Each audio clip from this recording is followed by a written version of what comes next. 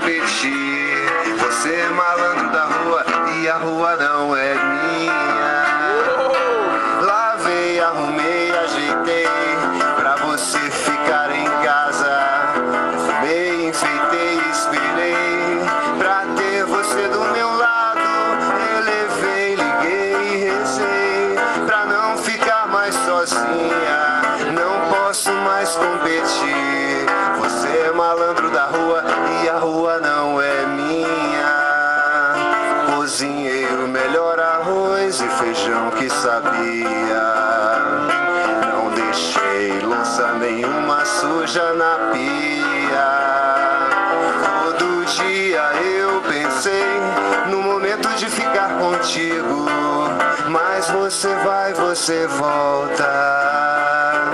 Prefere ficar com os amigos. Botei lençol florido, botei flor até em mim. Botei na vitrola rolando um disco do Coquetel Twins.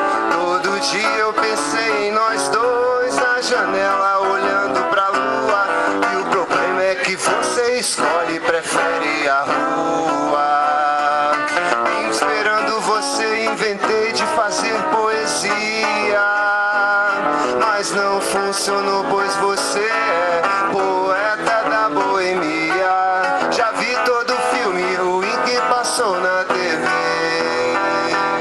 Na real só queria assistir o melhor com você.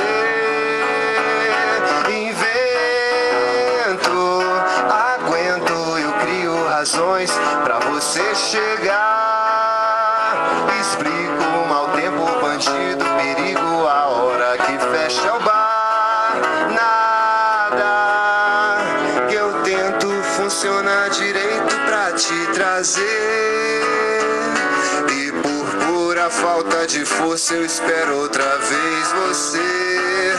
E por pura falta de força eu espero outra vez você. Laia, o pote tá enchendo, moço. Meu querer tá deixado de lado.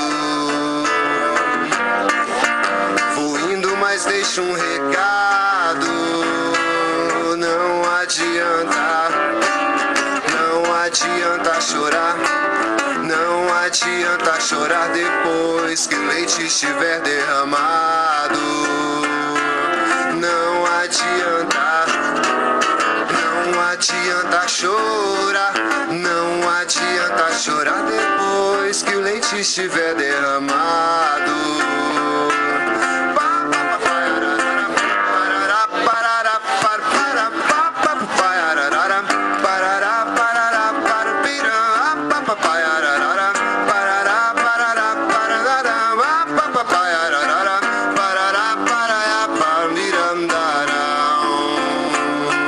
Lavei, arrumei, ajeitei